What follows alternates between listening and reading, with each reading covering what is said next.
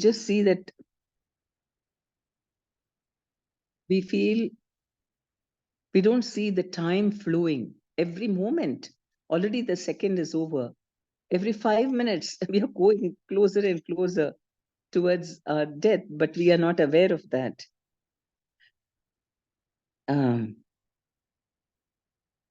Material bodies are constantly undergoing creation and destruction by the force of time, whose swiftness is imperceptible.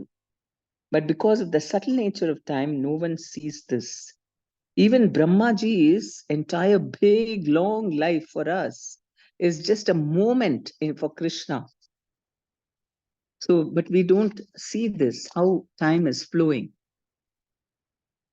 Yatarchisham shrotasam cha phalanam va vanaspati tataiva sarva bhutanam vayo avastadhaya skritha. The different stages of transformation of all material bodies occur like those of the flame of a candle, the current of a river, or the fruits of a tree. The wavering flame of a candle sometimes waxes brightly and again becomes weak. Finally, it vanishes altogether.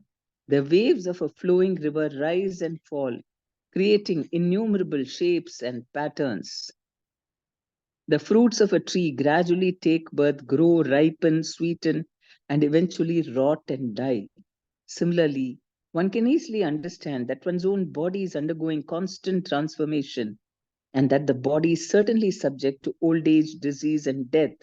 At different times of life, the body exhibits degree of sexual potency, physical strength, desire, wisdom, and so on.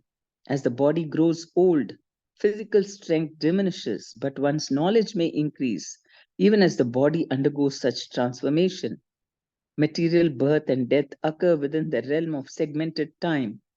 The birth, creation, and production of the material object immediately connects it with a segmented sequence of subtle time within the material world. Thus, its destruction or death is inevitable. The irresistible force of time moves so subtly that only the most intelligent can perceive it, just as the candle flame gradually diminishes, as the flowing currents move within the river, or as fruits gradually ripen on a tree.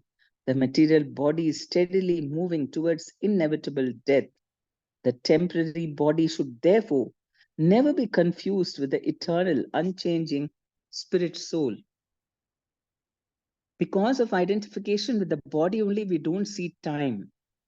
Because we're just absorbed in the actions of the body and the mind, and then we're not able, because the first thing that enters the material universe, or no, not universe, pradhana, the first thing is time. Krishna glances over pradhana, and it is time which enters and creates, the three modes become manifest, and then it becomes mahatattva. So in the matter, there is nothing, in the spiritual world, there's nothing called time. This is a new concept created by Krishna for the material world, that everything has got a beginning, and everything stays for some time, and everything dies. So because of that, there has to be a concept of time. And time, because when we are fully absorbed in material affairs, we don't see the passing of time at all. We just see, everything is so nice, and we think we're going to be eternally living like that. It's very amazing. Even somebody on the verge of death thinks like that. Very old people also are just thinking of today, tomorrow, what I'm going to enjoy. Completely lost. This is the power of Maya. And they're not seeing time at all. So the temporary body should therefore never be confused with the eternal, unchanging spirit soul. That's why it's very important. Otherwise, if we don't see the difference, because as Atmas, we do feel we are eternal. But because the Atma is thinking it is the body, it wants the body only to be eternal. And that's why Asuras, they do great tapasya to ask Lord Brahma or Shiva, give me immortality. Because they think I am this body and I don't want to die. It's a very natural feeling because the soul is eternal and we don't want to die. It's not our nature to die. Horrible. It's against actually the soul's existence. And yet, this thing has been superimposed on us, and we have to keep on seeing the body getting birth and then taking birth and then staying for some time and dwindling. We find all this old age, disease, death. And the more we are entangled in material life, the shorter our lives become. That's why animal life is shorter. Then you see birds and insects, just some insects, just few seconds. The more we are engrossed in material, this thing, then death happens more frequently. Again, you take birth, again, you die, again, you take birth. And the more advanced you are, then your life is elongated, like Brahmaji's, very, very long, this thing. And then at the end of it, he'll go back to Godhead mostly. Otherwise, normally, Brahmas become devotees. Some of them, there is a possibility that Brahma can also go into Maya. But, I mean, in the sense, not be a devotee. But generally, Brahma, at the end of his life, he goes back to Godhead. So the more, and in Kali Yuga, because people are not at all worshipping Krishna, life becomes very, very short, 100 years. And in that 100 also, it's becoming shortened and shortened. Only reason is because too much engrossment in the material body and forgetting our spiritual nature. So everything through nature, we see that we are meant to be progressive in our spiritual consciousness, become aware about who we really are, then only we can be happy. Otherwise, material life really confuses us and makes us totally bound and become so addicted to sense gratification that we're ready to do anything for sense gratification, just anything. People are, that's why in Kali Yuga we see people are worse than animals, no control over their senses. They're ready to just murder anybody or rape or abuse people. I mean, that's totally against the nature of the soul. Just see how not worshipping, not being self-realized is such a horrible thing. We think that, oh, self-realization is too difficult work. Let us enjoy. There is no enjoyment. It becomes worse and worse. Soyam deepor archisam yadvat srotasam tad idam jalam soyam puman iti nrinam vrisha gir dhir vrisha yusham.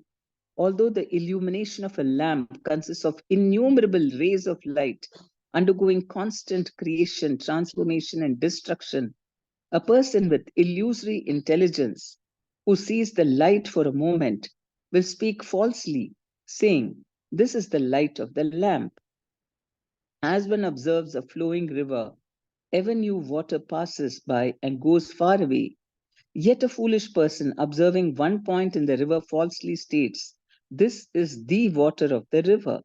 Similarly, although the material body of a human being is constantly undergoing transformation, those who are simply wasting their lives falsely think and say that each particular stage of the body is the person's real identity.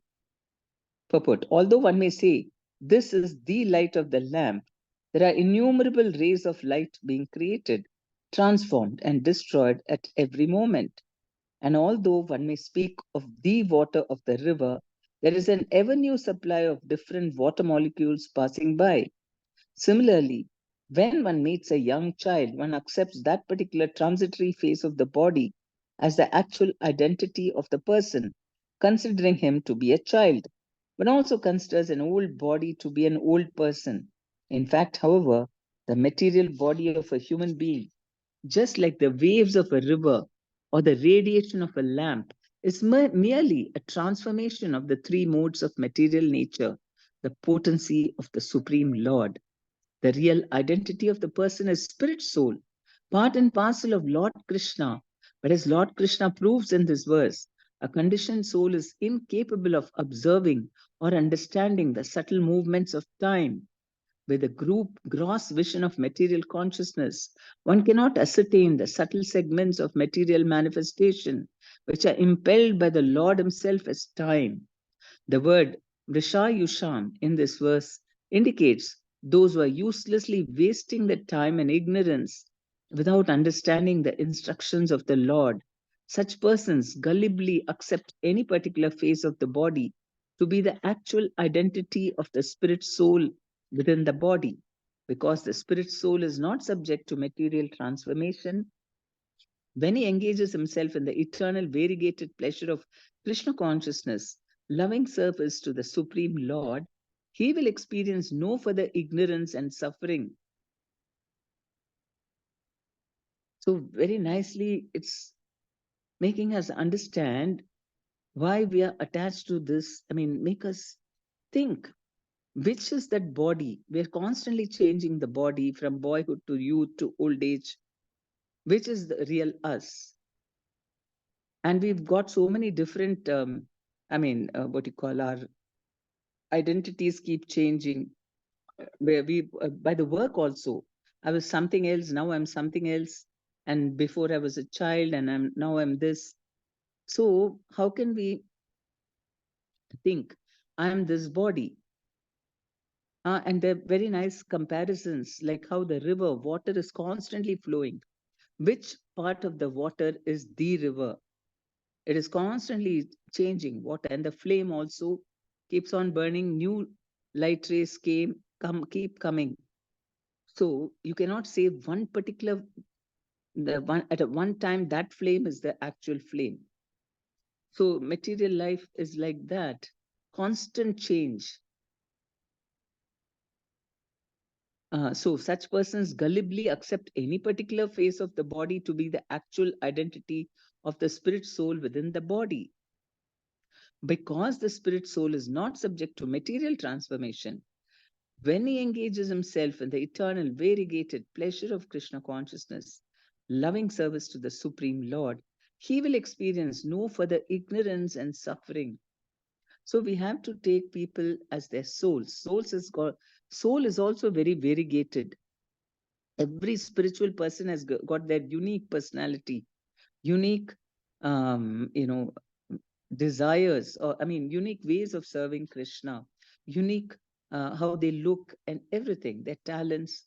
So we must see only each other as souls, as devotees, not our bodies. And then, then we are half in ignorance. We say Prabhu, Mataji, and then we are still thinking we are this body and only identifying like that. No, we must see everyone as devotees. Then automatically our attitude will change. All unnecessary misunderstandings, anger, yeah, feelings of hurt, disappointments, all will just go away, because we'll think, okay, they are doing some service to Krishna, I'm also doing my service to Krishna. That is the most important thing. Not that what are they thinking about me, why they insulted me, all that. I'm not even this body. So whom are they insulting? And that is something which is very temporary. And I'm not even that. So that is the most valuable thing we should be working towards. The source of all happiness is to simply have a true identity as the servant of the servant of the servant of the servant of Krishna. That's our true identity and blissful identity, where there's no more suffering, no further ignorance and suffering. So that is why, for that light, Krishna has given us the Hare Krishna mantra, and all the Panchatattvas are there, all the Guru Parampara are there looking at us, each and every one of us. How long this person is going to be stubbornly still in material consciousness? Why don't they feel eager to get enlightenment? We should cry to them, please. That's all. I've really fallen here and I'm miserable and I'm really in my wrong identity. Please help me. And they will all help together, because they're all in one league together. They're just looking over us. And spiritually, they're very, very powerful. They can do so many things. We may think how so many people they'll take care of. They can. Each and every one of them is empowered by Krishna, and they're all doing in different ways, helping us. We should just ask for help. That's all. How long I'm going to be in ignorance thinking I'm this body and thinking others are also their bodies and all kinds of nonsense thoughts comes. Most of the time we are living in the mind, not in reality at all. We imagine so many things about people which are not based on truth at all. Because how do we know what is what they are thinking, what they are doing? We don't know. But we are living in the mind. The mind tells us this is how they are, and we make up all stories. Everybody's got a different story in their head. And so that's where there's so much misunderstanding and unhappiness. But the minute we understand all that is nonsense, I'm simply a servant of Krishna, then we are so blissful. And what we want to do is give happiness and love to others. Have no expectations because I'm happy. I'm fully happy with Krishna. I don't need anybody else to give some artificial pump in happiness into me. So that's why coming to the spiritual platform is so nice, to be the servant of the servant of the servant of Krishna. Ma swasya karma bijena jayate sopi ayam puman briyate vamaro bhrantya yatagnir daru samyuta. A person does not actually take birth out of the seed of a past activities, nor being immortal does he die. By illusion, the being appears to be born and to die, just as fire, in connection with firewood, appears to begin and then cease to exist. Purpose. The element fire exists perpetually within the material creation, but in connection with a particular piece of wood, fire apparently comes into existence and ceases to exist. Similarly, the living entity is eternal, but in connection with a particular body, apparently takes birth and dies. The reactions of karma thus impose an illusory suffering or enjoyment upon the living entity, but they do not cause the entity himself to change his eternal nature. In other words, karma represents a cycle of illusion in which each illusory activity produces another. Krishna consciousness stops this cycle of karma by engaging the living entity in spiritual activities in the loving service of the Lord. By such Krishna consciousness, one can escape the illusory chain of fruitive reactions. So a person does not actually take birth out of the seed of past activities because we are Atma. Simply this illusion of, because identify with the body, because the soul is immortal, we don't die also. By illusion, the living being appears to be born and to die, just as fire in connection with firewood appears to begin and then cease to exist. Fire is always there, but fire is also latent in the wood, and then we can set it set fire to the wood, and then at the end what happens, the wood ceases and the fire comes out, just like Atma enters the body and comes out of the body again, the body is finished. So in the same way, and this karma and all that, it's also illusory activity. Whatever we do is based on illusion that I'm this body, and that creates another set of karmic reactions, which is also all illusory based on the body. So the minute we realize, wake up and say, hey, I'm not this body, I'm Atma, then karma is finished. No more karma, only an illusion. When you're dreaming, the dream continues, but you wake up, there's no dream. You don't have to your real life is not affected by the dream. Dreaming is when you're dreaming. When you wake up, there is no dream. So similarly, when we wake up and realize I'm the soul, there's no more karma. And waking up is engaging in living being in spiritual activities in the loving service of the Lord. निषेक गर्भ जन्मानि बाल्य कौमार यौवनम वयो मध्यम जरा मृत्युर इति अवस्थास्तनोर्नव. Impregnation, gestation, birth, infancy, childhood, youth, middle age, old age, and death are the 9 ages of the body. So here, right from impregnation, the age starts. When you enter, the soul enters, the the fertilized egg. From that time only the age starts, and then gestation, even staying in the womb, and then birth, infancy, childhood, youth, middle age, old age, and death are the 9 ages of the body. Eta manorata mayir anyasyochavachastanuhu gunasanghad upadatte kvachit kaschid jahati cha. Although the material body is different from the self, because of the ignorance due to material association, one falsely identifies oneself with the superior and inferior bodily conditions.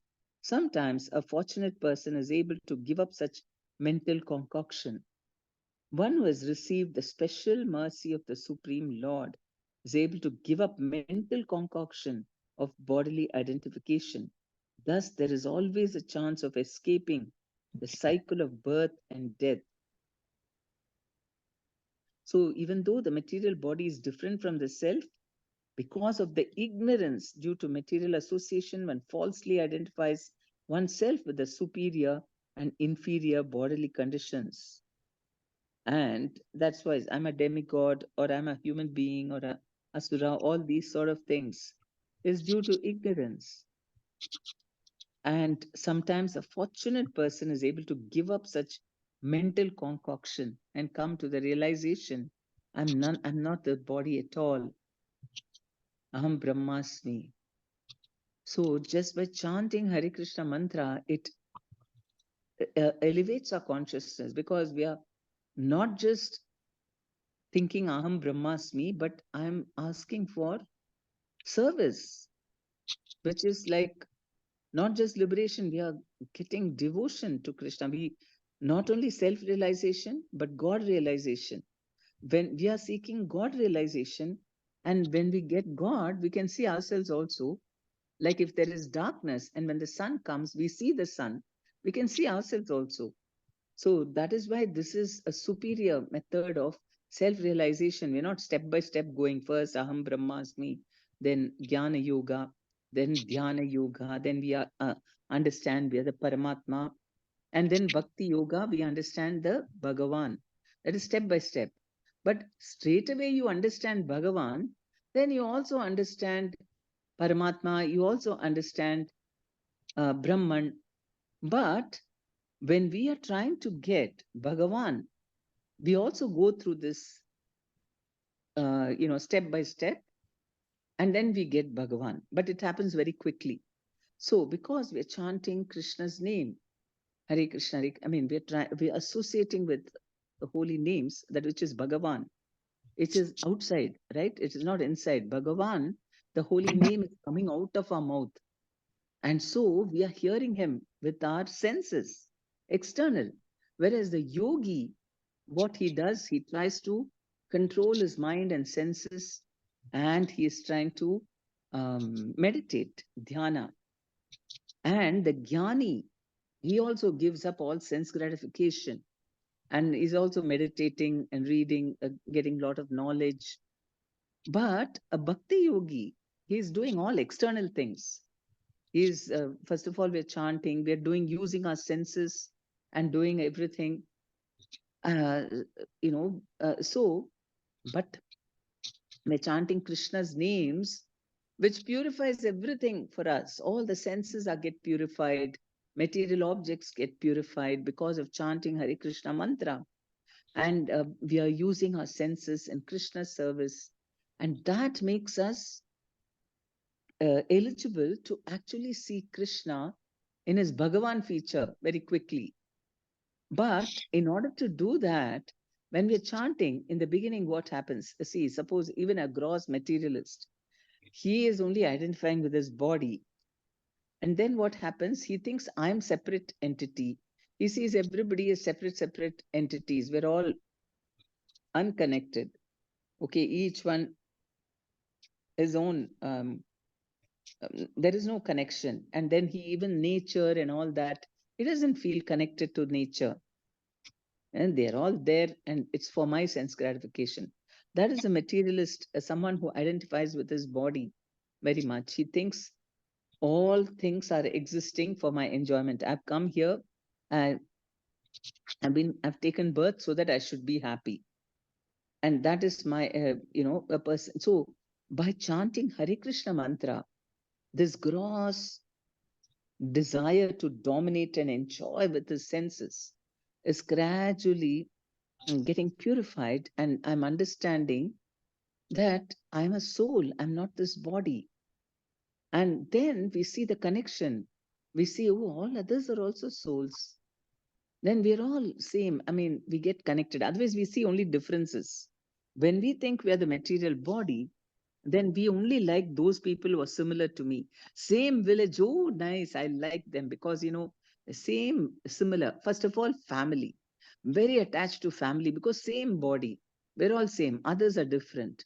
And then body becomes the most important thing. So naturally, oh, we are from the same village and we speak the same language, and all others are alien. So we see only material similarity, and we feel very attached to that. Birds of the feather flock together. The more one is materially identified, the more they will have the skinship. That is why you feel you see that those in the tribals, or those who are not so this thing advanced spiritually, they will all they will be very attached to their own type of people. I mean, their own people, others by birth. And then the modern thing, it is simply caste. Okay, we're all in the same caste, we're all similar, so I will be attached only to them. All others think as aliens. And then when you chant Hare Krishna, then you think, what is this? Why only everybody's soul? Okay, African, Russian, Japanese, okay, they may have different bodies, but they're also Atma. Before, we would not have thought that Africans, Russians, and all have Atma. Maybe we thought materialistic people, Atma is only for Indians, no Atma in other people. And that's why Prabhupada was such a great person, that he saw only Atma everywhere. He thought, why not Russians also? Why not Africans, Chinese, Japanese? Anybody can become a devotee because he saw only soul. And nobody thought it's possible because they only saw body. That is different body species. They cannot become devotees. See, Chinese, how they can become? Never. Non Western Americans, they can never become devotee because we never thought they had even Atma. So by chanting Hare Krishna mantra, we see the similarity then. Oh, all are same. There's no difference. So that is Brahman realization. I mean, not complete Brahman realization, but something we are identifying with soul. Then by chanting more, with much more concentration, then what happens? Our senses and mind become more controlled. And that is when we become aware of the Paramatma. And Paramatma is, where is he? Paramatma is residing in every heart and in every atom, everywhere. Paramatma is there, as is the smaller than the smallest, because he can enter into the Atma of a microbe also. If a microbe has got the soul inside the microbe, inside that Atma is Paramatma, so small. He can be the smaller than the smallest, and in every atom, all over, he is there. So how do we become aware of the Paramatma? By following the instructions of the Guru and serving him faithfully. Then what happens? Sees the expansion of the Paramatma, Guru. And when we follow his instructions perfectly, then slowly Paramatma reveals himself in the heart. Then we realize, oh, God is dwelling in my heart. So even the Christians have a song like that. I used to sing when I was small. God is dwelling in my heart. God is dwelling in my heart. He and I are one. That is wrong philosophy, but anyway, the Paramatma is there in so this a realization comes, and then that is also not fully okay. We have still more purification to take place, by which we have no material desires. Simply, our identity is a servant of Krishna, giving all the pleasure to Krishna. When we free from all that and we develop Krishna prem, that's when we are eligible to see Bhagavan. But even before seeing him, we become aware. I mean, when you study the Shastras properly and you understand the features of God, okay, how he is spread, I mean, how he is controlling, how the different forms of the Lord, how he expands himself, and how he is present in this material world. Garbhoda Mahavishnu, Garbhodakshay Vishnu, Shirodakshay Vishnu. How does creation take place? Virat Purusha. And Krishna says, see me in all material things. Like that, when we become fully aware, then we can realize more and more. And we hear about the Leelas of Krishna. Then we become attached to the Bhagavan, who is God. I mean, that is only still the Paramatma feature. Knowing about Krishna's expansion in the material world makes us surrender to the Paramatma, because we know he is only controlling everything and he is situated. Atma, Paramatma is mentioned in the Bhagavad Gita also, 13th chapter. Kshetra, Kshetrajna, two Kshetrajnas. Kshetra is the body, the place, the residence, and there are two kshetrajnas inside the body, one who knows the body. One is us, the living entity, and the other is Paramatma, super soul. He knows about every living entity. He is in everybody's body. And we are only limited to our body. So we can see the difference, super soul and soul. So that is still Paramatma realization. But to know Bhagavan, we have to know his activities, right? What he is in the spiritual world, what he does. So by studying all of that, um, spiritual activities, his leelas, and when he comes here and he's doing all this thing, we'll listen to the leelas. Then we become fully attracted to the Supreme Lord, and that is Bhagavan realization, that he has got some activity other than simply taking care of us in the material world. Normally, here we are only aware of the Paramatma feature, where he has come just to maintain us. So we think God exists only for our maintenance. Other than that, he has no life of his own. And so then, till then, we will not know Bhagavan. But once we keep hearing about his Leelas, oh, Krishna has got so many activities, spiritual activities, eternal activities, nothing to do with all these temporary material things. That's when we are ready for Bhagavan realization, that Krishna, and then I'm also part of his Leelas. I'm also there. And that is complete realization. So that is how, by chanting Hare Krishna mantra, a fortunate person is able to give up all mental concoctions. Very dangerous. We should never take our mental suggestions as real. And we have to make a distinction between what is the mind saying and what is the truth, what is Atma, I mean, what is spiritual, or what does Paramatma want, what does Krishna want, what does Guru want. That is reality. And every other story the mind comes up with, complete falsehood. And in order to satisfy the mind, we are ready to tell any lies also. And how can we? Yesterday, there was a discussion in the Bhagavad, and somebody was saying about how somebody asked, "Oh, I'm every day I have to tell lies because of something, some situation." But if you tell lies, then already we are in illusion. We are living in lies, thinking I'm this body, I'm not this. That itself is untruth. On top of that, in that untruthful life, only we keep telling lies. Then, how much far away we are going from Krishna?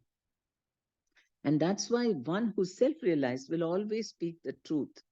He's not afraid of the truth, because truth is tantamount to seeing Krishna, absolute truth. Right? Krishna is the absolute truth. And one who understands the truth that I'm not this body will also not speak lies. He doesn't like, he hates lies. He'll only speak the truth. So, Brahmana, the first this thing is qualification for a Brahmana is that he will never speak lies. He will only speak the truth. Because if you're going to be a Brahmana means Brahman realized. And that is truth. Krishna is absolute truth. Then how, if you tell lies, then how you will know Brahman or real, the Supreme Personality of Godhead? So um, the mind comes up with all lies because the mind is a material instrument, and it each according to our karmas we have different types of mind. Tamoguna mind, rajoguna, I mean all three gunas are there, but more predominantly rajoguna or tamoguna or sattva, and it will create different stories. And that is why all of us think differently. Same event may happen, everybody will give us different spin to the story. Or you ask somebody, different people to describe the same story, they will all come up with different interpretations. That is the funny thing, because our minds are all totally different. So that means mind is simply fabricating something for us, which is not reality. According to our karma, different kinds of stories come about. So how can we trust the mind and think that I have to live according to what my mind tells me, then only I'll be happy? That's the first lie that the mind makes us believe. You have to do whatever I tell you, otherwise you'll be unhappy. So then we succumb to that, yeah, mind, whatever you say. And then other people, we think that whoever thinks like us, that mind will go to that. Yeah, I like these people. They are my well-wishers because they're telling same thing as my mind tells me. They're just making you further in illusion. The real thing is that we should go to someone who will tell us what Krishna wants, what is the truth, not what your mind, the lies. Why should I also tell, yeah, what your mind is telling is correct? And then I'm putting you further into illusion and making you forget Krishna more. So I'm your worst enemy actually. But in material consciousness, we think that whoever says yes, whatever you're doing is right. I like you. You're okay. I'm okay. Yeah, then I like you. You're my friend. And if anybody says differently, then I don't like them, because we are so disturbed. We're so attached to the mind. Whatever so much attached that we can't make a distinction between what the mind is saying. I'm different from the mind. We have to distinguish, discriminate. What is the mind at different times? It's running off somewhere here, there, trying to gratify all the time. In Rajoguna mind, is always seeking sense enjoyment, something or the other, subtle or gross. If I don't get it, then I'm very unhappy. And because who is it? Uh, the poet. He said, Wordsworth or Milton, he said that the mind creates, the mind is the thing which makes a place heaven or hell. It is not actually heaven or hell. It is the mind which makes a place heaven or hell. Because suppose whatever the mind wants, each of us wants something which we're very attached to. If I suppose say, let's think that let's go on a picnic. Different people will have different expectations, right? First, somebody will say, will there be comfortable place to stay? Or some other will ask, will there be a nice mode of transport? Or will there nice toilets? I want clean toilets. Or what food? So mind will come up with different these things of enjoyment. Okay, all that is fine. And then you go there, and then some people are attached to everybody should be nice to me. If even one person doesn't smile at me and all that, I'll be very upset. So we create a kind of different things which are very enjoyable for us. And if that is not there, oh, I'm very unhappy. Hell, it becomes hell. At the same time, another place, maybe we go to a not so nice place, but everybody is very nice to us. And somehow we are this thing. We may think it's heaven because we go by what the mind wants. And then that is met with, it's not the actual thing which matters. It is what the mind is seeking. And different minds think differently. There is no absolute this thing. Happiness index, they say. Happiness index, that's what the economists are very surprised. Happiness index should be based, they want to see in every country which country is the happiest. And there's no logic. The richest countries are not happy. Whereas the poorest countries are very, very happy. Bangladesh, 1 year it was Bangladesh, another time it was Bhutan. India was like somewhere in the middle because we are one leg here, one leg there. We are both. But and now, of course, India is making economic advancement, but so far people are becoming worse in happiness. But now, maybe because the spiritual awakening has happened, maybe there will be, people are really thinking of religion and all that. So maybe the happiness index, India should actually lead the world. Vishwa Guru, they should say how you become a devotee of God, everything will come.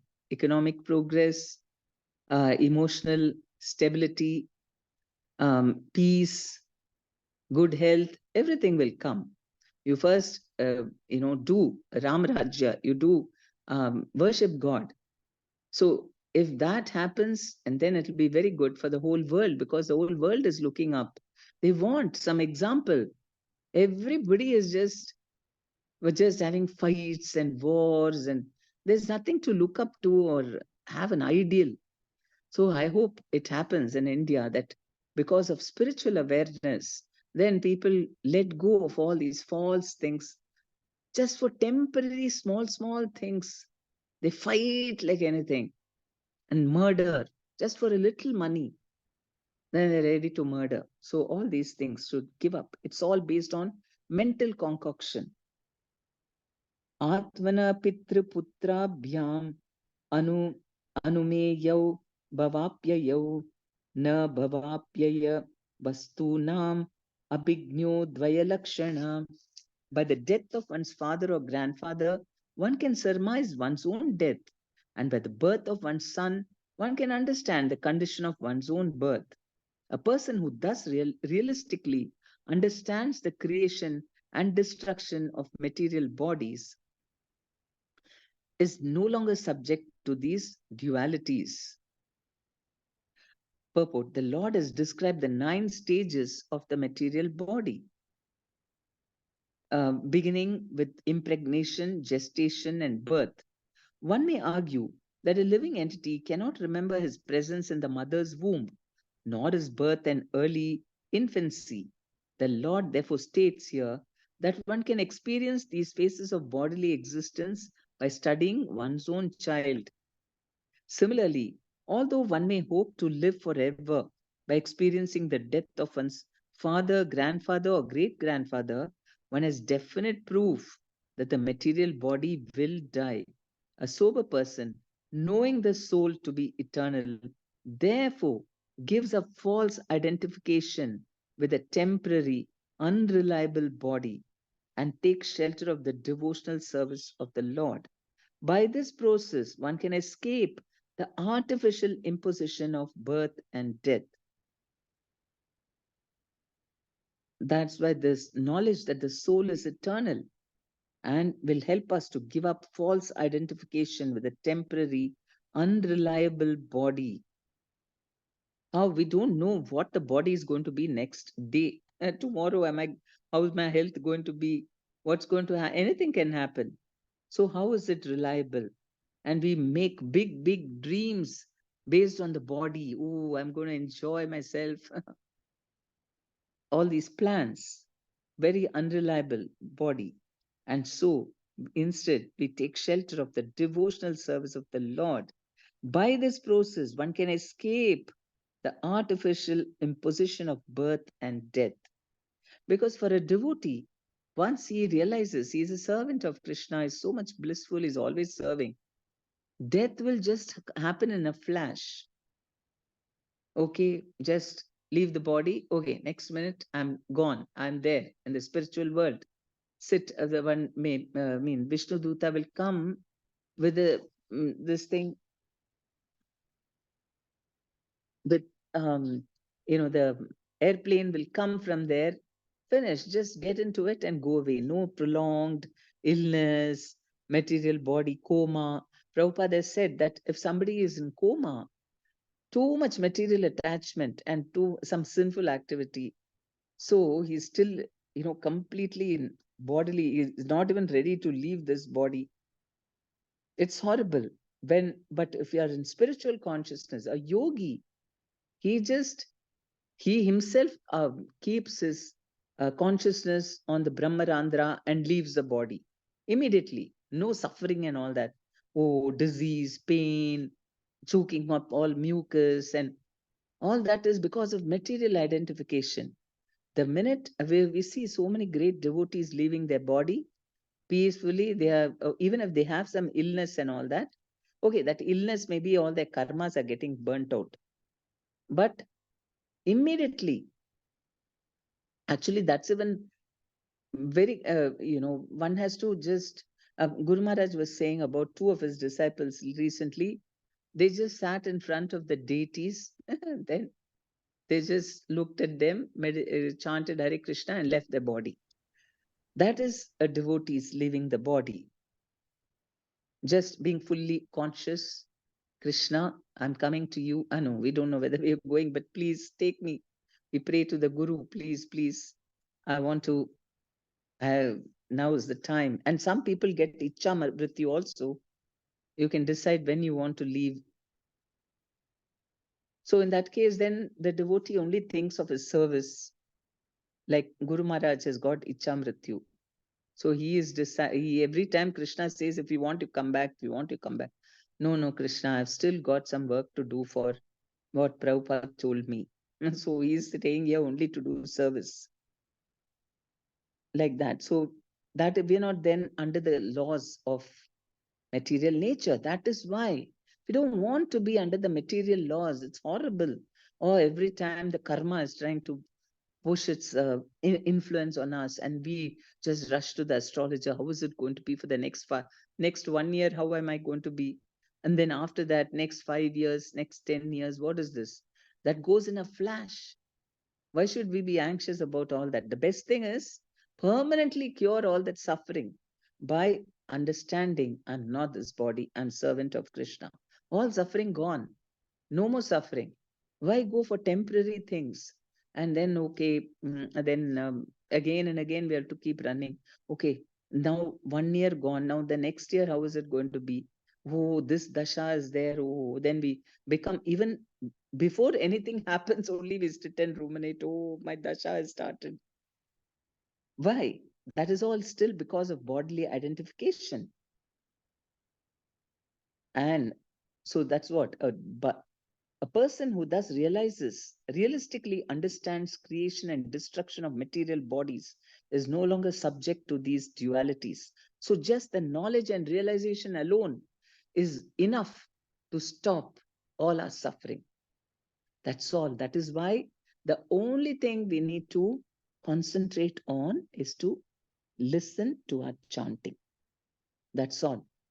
That's the only thing which is in our hands. We can do other things. Oh, things happen. Uh, other things Krishna will make us do. The more we surrender to Krishna, he will arrange everything. So what is in our hands is chanting very nicely. Just listen. This is the only thing which can make us come out of this ignorance and make our lives truly successful. And Krishna says, assures that if while you're here also you'll be happy, and then at the end you'll come back to me.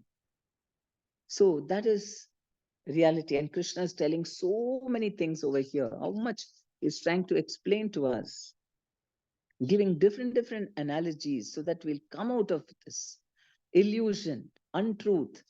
How long we want to be in untruth when we know that's not the reality?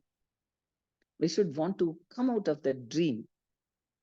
And some foolish people, they know it's half dreaming, they know it's a dream, but it looks nice. Okay, let me dream some more time. Somebody, hey, wake up. So go away. I'm dreaming very nice dream. That is foolishness. You know it's a dream, then you still want to sleep and dream. That is stupidity. And so the reality is much, much better. So why should we hang on? We must want to see Krishna in every one of our activities. We want to become self-realized, not identify with our mind, not try to enjoy senses, but we want to do everything as service to Krishna. That is happiness. We don't change anything, only our consciousness. From being a gratifier of the senses, doing everything for my happiness, which never comes anyway. Instead, we do everything for Krishna's happiness. All material activities also. Think of Krishna in the heart and tell him, this is all for you, Krishna. And we'll do the work also very nicely without much difficulty and feel blissful. While living in the material world only, we'll be blissful because we're trying to please the Supreme Lord with the full knowledge that I'm not this body at all. I'm a servant of Krishna. So we become eternal while living in the body only. We're not affected by all the karmas or the laws of the body. One who becomes self-realized, his hunger and thirst also reduces to nil. Sleep, hunger, thirst also becomes very, very reduced. Just because we have a body, little bit we need to this thing. But the more that we become self-realized, less we require all these things. So that's very nice, not being subject to all that. But if you have a lot of desires, no. But even if you want to eat a nice varieties of food and all that, that's also okay.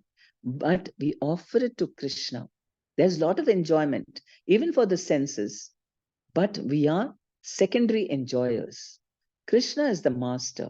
So if you recognize that he is the only master, he's the enjoyer. Whatever I want to eat also, whatever Krishna wants, I cook and offer him, then I also enjoy, but a secondary enjoyer. So then you can live peacefully. Not that we have to leave everything and become a sannyasi. Just understand that Krishna is the supreme and I'm his servant. That's all. No need to deny yourself anything. Only this pride that I'm separate from Krishna and I also am an enjoyer. That only has to go. Secondary enjoyers, yes, you can do anything. Feel happy, blissful, do the job, all as accepting Krishna as the master according to what he wants. Then there is peace, enjoyment, and at the end you go back. Hare Krishna. Okay.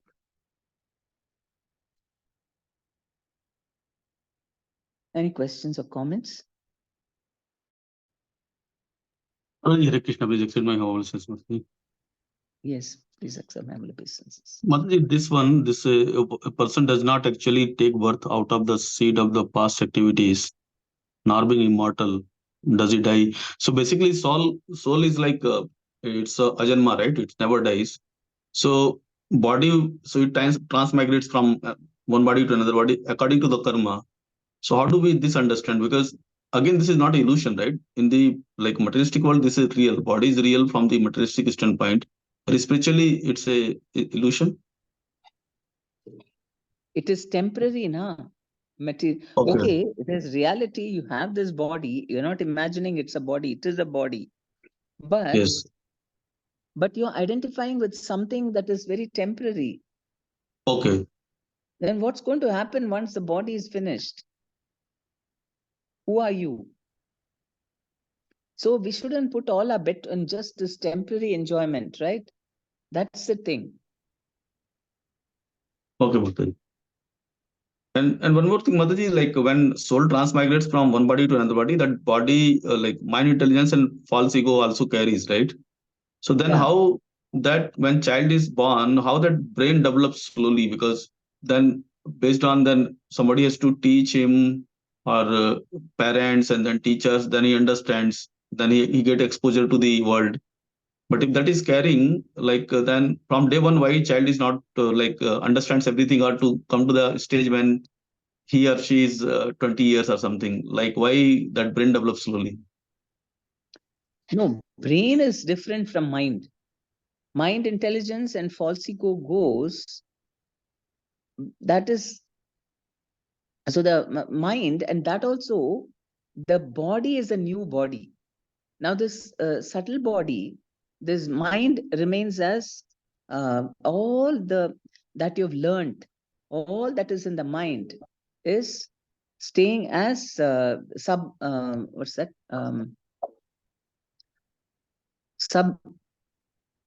what's the sub-mind called? Subconscious. Subtle matter, subtle Subconscious. consciousness. Subconscious mind. It remains a subconscious mind. All it is there. All that is there, but we are not aware of it. All the knowledge that you have acquired is all there in the subconscious mind. What memories of your previous births, everything is there.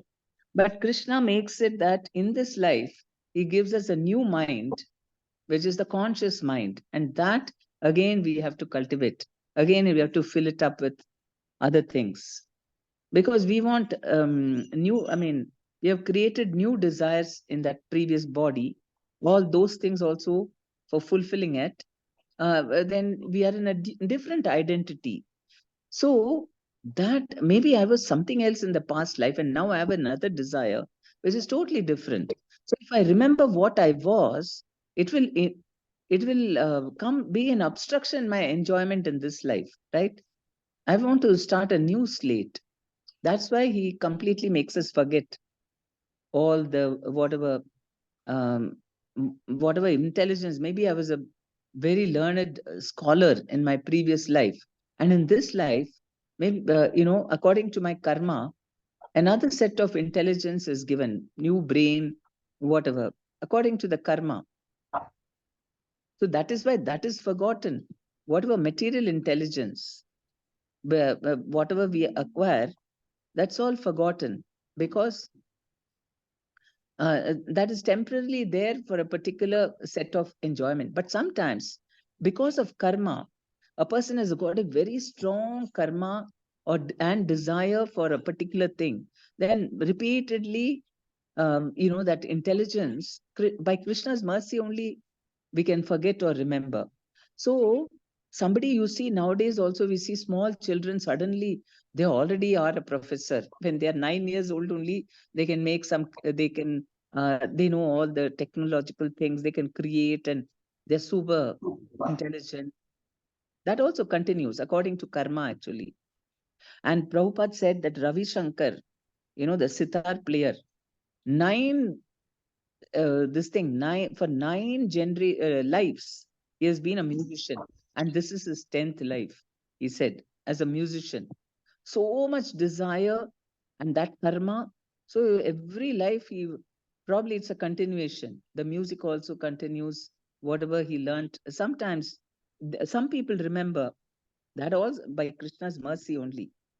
But generally we forget, and again we learn.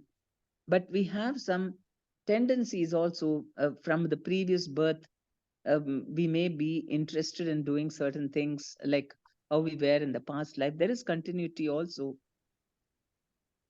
If you do regression, then hypnotic regression, then you can know what you were in the previous life and why certain things are happening in this life. That's also there. So fresh body, Mataji, will have the from the past birth, subconscious mind intelligence, false ego, and now fresh mind intelligence, false ego, right? So it will have both. Yes, correct. Okay, Keep renewing, changing. okay. So now this is the opportunity for this fresh mind intelligence, false ego to develop love for Krishna and go back to the Godhead, right? That is how it should be. Fresh opportunity for the soul.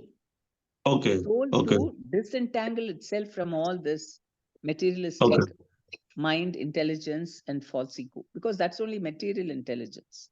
Spiritual intelligence is within the soul. Okay. Okay, Mataji. I think you told one time also that soul will also have mind intelligence, ego. It's not the false ego. Only body will have the false ego. Yeah. Okay. Mataji. Hare Krishna Mataji, Dandavat Pranam. Please accept humble obeisances. Mataji, I have a question. Where does the mind exist within this body? Mind is covering the Atma in the heart, actually, but we feel its presence in this part, right? Agnya Chakra here. Yes. Mind, mental, these things we experience here, but it is covering the soul. So the soul is in the heart, And that's what its influence. I mean, it's covering that, but then you feel its presence here. Okay. As far as intelligence is concerned, it is in the brain. Is that right? No, brain is, brain is just the instrument. Subtly intelligence is subtle. And Krishna says that I am intelligence in man. So he is the source of all intelligence. Now, what exactly is intelligence? Brain is like the computer, it's the hardware. But the software is the intelligence. So we just, because sometimes, brain is just the medium. Somebody becomes brain dead, then he is not able to use that. Through the body, it works, the intelligence. But then he's got the intelligence only temporarily because the brain is not functioning. He's not able to express it through the body. Then in the next body, when he gets a proper body, the intelligence will again function. Okay. So, but in particular, we are not sure where exactly intelligence exists within our body. Is it within the whole body it exists, or only in some part of the body the intelligence actually locates? No, intelligence is the next door neighbor of the soul, right?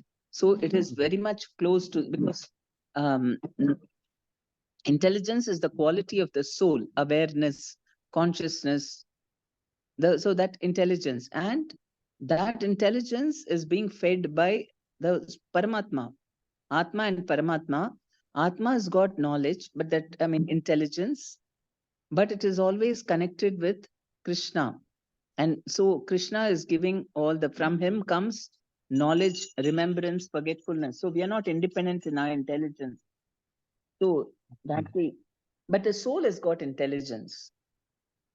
Only thing is, in material consciousness, it gets a little contaminated. We are thinking I'm the body, the intelligence. But, and then when we become more spiritually realized, then in perfect, this thing with the intelligence becomes very pure. It can see things as it is. And because we are attached, intelligence is covered, is influenced by the mind, it becomes contaminated, more materially conscious. That's where the intelligence has to follow the soul, and the soul has to follow Krishna. Then the intelligence is pure. And the minute the intelligence starts following the mind, and the mind is following the senses, that's when intelligence becomes contaminated. Okay. So intelligence is also subtle. It is also a covering of the soul. It, just like the mind is covering the soul, material intelligence is also covering the soul. But it is closer to the soul than the mind. Prabhupada says that intelligence is the next door neighbor of the soul. Okay. So if we have more intelligence, more we understand about our spiritual identity. That is real intelligence. And Prabhupada says, what is intelligence? Is the ability to discriminate between what is matter and what is spirit. Okay. And Whereas just sorry, Mataji, this false ego. Yeah, because we have Bhakti members, they keep asking. So just I want to have a clarity. That's why I'm asking, Mataji. False ego also, is that also part of the mind, or is it somewhere existing somewhere in some part of our body? Ego. false ego is the soul actually identifying itself with the body. So it is because when you are thinking you're the body, that is done by the soul only.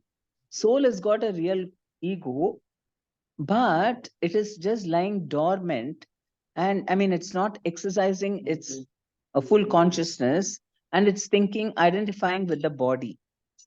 So the false ego is also coming like very, very attached to, I mean, very close to the soul. Because it is the contaminated consciousness of the soul by which we get a false ego. Ego is there in the soul, but when the soul wants to, it is voluntarily wanting some sense enjoyment and it's engaging, identifying with the body, then immediately we get a false ego. Okay. Yes, Mataji. And one last probably question. We had some small discussions a few days ago this session. Mataji, I've read in Sri Prabhupada book that the soul after liberation will keep its individuality. Okay, so the soul is always going to be a separate energy of Krishna. So if that is truth, and also I've read in Sri Prabhupada purport that soul will never merge into Paramatma and lose its identity. Okay, so Yeah. I had a confusion in the sense that when I was reading about liberations, there is a Sayuja Mukti, and in the Sayuja Mukti, it is mentions that the soul will merge into the super soul. Can you please make me understand, Mataji? Merging means not become one with Krishna, never. We are always individuals. Krishna says, no, in the 2.12, Natva evaham jatunasam, never was there a time when you did not exist, not I, nor all these kings. So we are always separate. But merging only means that we, again, that is also based on untruth. We imagine that we have merged. But Prabhupada gives the example of green bird entering a green tree. You might think that everything is now green, so the bird is merged with the tree. But actually not. If the bird again comes out of the tree, we'll know it's separate. If the tree, the bird has not become the tree. Bird is just there. Only that aspect of the tree, green color, is the same. In the same way, the Atma, when it is in the true identity as Atma, and it goes into Brahma Jyoti, it looks as if, because it's also Brahman, that is also Brahman. Krishna says, you are Brahman. In the 8th chapter, he says, what is Brahman? Krishna, Arjuna asks, and said, individual living entity is Brahman. That is also Brahman. We are also Brahman, and that Brahma Jyoti is also Brahman. So we go and sit in that Brahma Jyoti. We can think that, oh, now I am also Brahman, but you are always separate. You can never become one. You can never become the Brahma Jyoti. That is simply an illusion. That is again in Maya only. Mayavadi is in Maya only, or even, because he falsely thinks that is not our eternal position. But at least you're in the Brahman. You are there as Brahman. To that extent, you're not in Maya. But you're not understood your real relationship with Parabrahman. And we are always separate. That is why Prabhupada says that from there also you fall down, because you feel so bored over there. That's not our original position at all. To simply exist like that without any activities with Jyoti. Then we come down again, or if we are ready for purification, we can go from there to Vaikuntha also. Okay. So then please make me understand what is the definition of Sayuja Mukti, Mataji? Sahajya Mukti is merging. Merging means what? This illusory merging only, not real merging. Okay, it's illusory Even merging. when, illusory merging. See, even when they show Shishupala's this thing, Atma came, it stood for some time, and then it entered Krishna's body. It entered Krishna's body, but it didn't become Krishna. He went to that Brahma Jyoti and stayed for some time until then. Later, he got some other, I don't know if he got Sarupya, Shishupal. No, Shishupal did not. Only Putana and Agasura, they got Sarupya Mukti. Agasura. Shishupal, for now, he went and merged. Merged means not actually merged, but go into the Brahma Jyoti, so you don't stand out. You don't have a form. Brahma Jyoti also doesn't have any form. So you just stay there formless. That's all. Okay, okay. So what kind of practitioners will reach Brahmajyoti? Is it the impersonalists who reach Brahmajyoti, or is Yes. it the Mayavadis who reach? Because there is a subtle difference between Mayavadis will impersonalists and not Mayavadis. even be Right? liberated. Mayavadi will stay here only. The Brahmavadis, those who are impersonalists, but they do not consider that Krishna's body is material. They are the ones who can go and merge. That is mentioned in the Bhagavad Gita also, attaining the supreme. In that he says that those transcendentalists who chant this thing Om and think of me, they can reach the Brahman, this thing, Brahma Jyoti. Because even for going to Brahman, you should have a little bit of faith and devotion to Krishna. Then only you can go. But these Mayavadis, they are very, very offensive to Krishna by saying that his body is Maya. So they won't go anywhere outside. They will be here only until they give up the wrong understanding. I mean, this envy. I mean, see, Brahmavadis, they think that Brahma Jyoti is supreme, and from there Krishna has come, and they think Krishna's got also spiritual. They understand he is Parabrahman, but they think Brahma Jyoti is higher than Krishna. That is the only fault. I mean, that is also a fault, but still, they are eligible to go to Brahma Jyoti because they are not offensive to Krishna. But Mayavadis, because they are offensive to Krishna by thinking his body is material like us, they are not going outside. They are going to be here only. Okay, just sorry, so many questions I'm asking, Mataji. You have to forgive me. The difference between a Mayavadi and a impersonalist or a Brahmavadi, what you're mentioning is that Mayavadis are inimical to Krishna and they don't accept Krishna's body as spiritual. Whereas the impersonalists or Nirakaravadis, they accept Krishna as Parabrahman and they accept that the final truth is the Brahmajyoti, from which Krishna also comes. Is that the right understanding, Raji? Yeah, they say that Krishna is also spiritual, but Brahman is higher than the impersonal is higher than the personal. That is their understanding. Okay. So when we say impersonalist, our Shankaracharya's followers who follow his Shankara Bhashya and his teachings, they are impersonalists, Mataji? No, Shankaracharya, that his followers are all Mayavadis. Okay. Okay. So Impersonalists, I'm talking of like from like four Kumaras, Sukadeva Goswami and all, they were also following impersonalism, but they were not the offensive kind.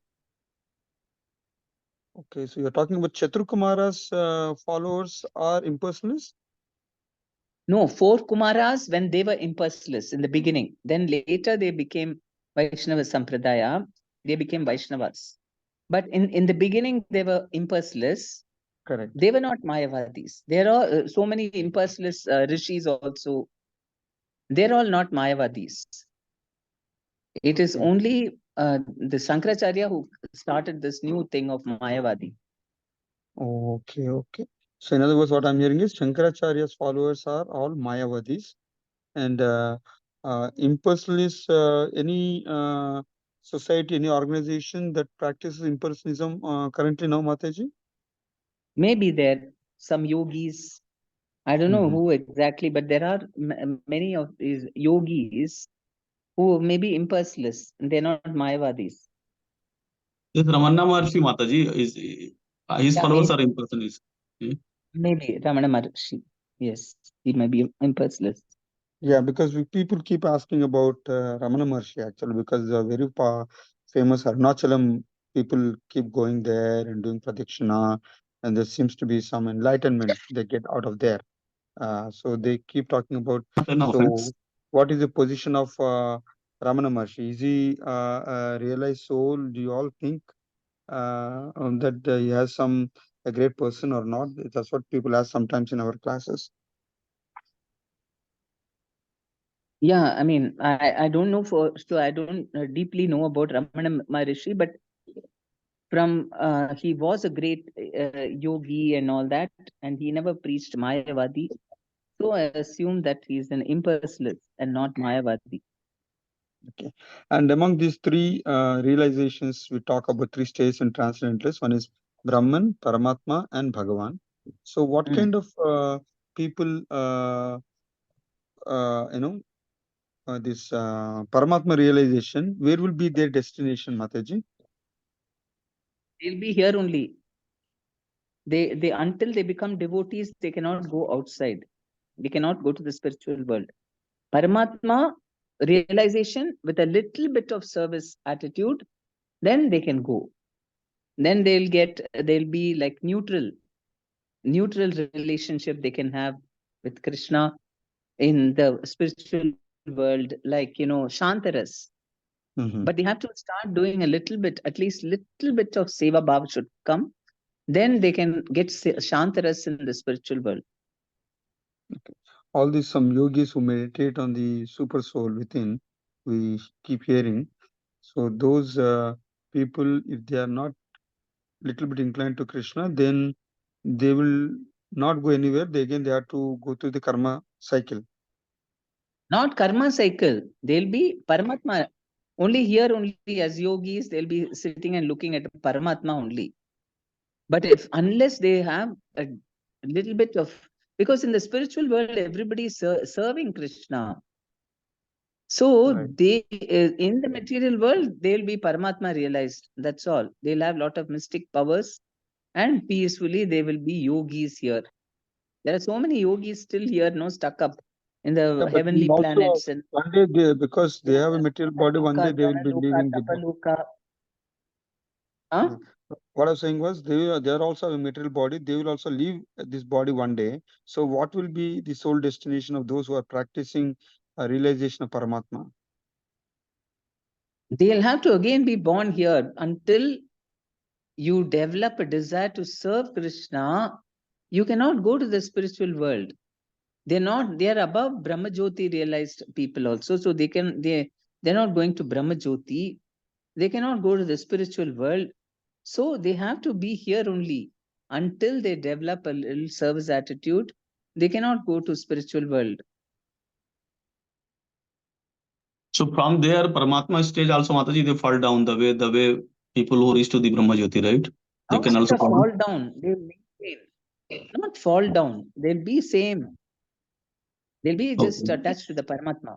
But Paramatma is a temporary feature of Bhagavan. It's only for the material world. So if you're attached to Paramatma, that means you're attached to this material world. Until you want to come out and be part of Krishna's Leela, how will you go there? You're not interested in his Leela at all. You just, okay, in this material world, he's the supreme, I acknowledge and I glorify him. That means you still want to be here. Only by association with a devotee, somehow they come to know about Krishna, his Leelas. Then they also develop an attraction to Krishna and go back. Until then, some of these yogis and all 800 years, they are sitting and meditating for so many years. There are so many yogis in the Himalayas like that. So sometimes during Prabhupada's time, some yogis have come down and they to meet Prabhupada, and they gave up all their beard and they shaved up their hair and matted thing and gave up all their, wearing all the deer skin, and they became devotees. So that is how they also need to somehow be fortunate and get devotional service, then they can go back to Godhead. Hare Krishna Mataji. Mataji, can I take some more time or shall I ask some other time? Because it's 9:20. Yeah, okay. Ask tomorrow, Monday. Okay. Sure, Mataji. Okay, Mataji. Thank you, Mataji. Thank you very much, Hare Krishna. So we pray for Guru Maharaj's health is improving. So we hope that he completely becomes okay. And that is only because of the prayers of all the disciples. Suddenly he's okay. They were saying something and all that, and then everybody prayed, and then now touchwood he's going back to Mayapur. So we pray and then for his good health. and for all the Prabhupada disciples, and for all our devotees and their families. And so let us chant 3 times Hare Krishna mantra. Hare Krishna, Hare Krishna, Krishna Krishna, Hare Hare Rama, Ram Rama, Hare Krishna, Hare Krishna Krishna, Hare Rama, Ram Hare Krishna, Hare Krishna Krishna, Krishna, Hare Krishna, Krishna Hare Krishna, Rama, Rama Hare Rama, Rama Hare Hare. Then we pray for everybody that we normally pray, and then some special this thing that we need to renew every day. So we pray for what's his name? Srinivas Prabhu. Mataji? Srinivas Prabhu. They know Yeah. before some person who what happened to him? He met with an accident. What's his name? Rasashekar Prabhu. Rasashekar Prabhu. Rasashekar Prabhu. Rasashekar Prabhu's speedy recovery, Srinivas Prabhu's speedy recovery, and also Radhika Mataji's speedy recovery. And also in requested one new this thing is Srini Mataji's niece and her husband's happy married life. So we pray for that also.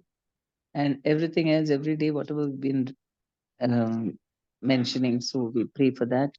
Let us chant 3 times Hare Krishna mantra.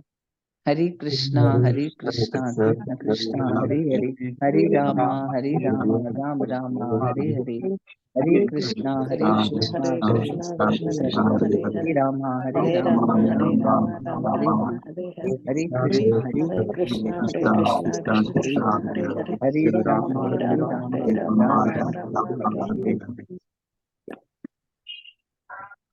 Hare. Hare. Shri Prabhupada ki jai, Srimad Bhagavatam ki jai. वाञ्छकल्पतरुभ्यश्च कृपा सिन्धुभ्य एव च पतितानां पावनेभ्यो वैष्णवेभ्यो नमो नमः। जय Shri Jai. Hare Krishna. Jai.